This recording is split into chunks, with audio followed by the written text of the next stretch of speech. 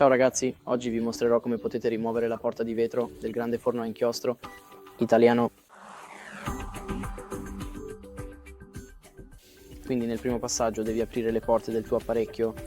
Ora, come potete vedere, c'è un elemento grigio, dovete sollevare, liberiamolo e come potete vedere adesso puoi rimuovere liberamente la porta di vetro, basta sollevarla e se vuoi pulirla sotto l'acqua o qualcosa del genere, ora puoi farlo senza problemi e per rimetterla a posto basta posizionare di nuovo il panno e chiuderla con il coperchio. Ma è un po' difficile rimetterla nella posizione giusta immediatamente e per rimetterlo a posto basta toglierlo, basta rimettere il telo nella stessa posizione e chiuderlo con la fodera, ma è un po' difficile rimetterla subito nella posizione giusta, ma proviamo.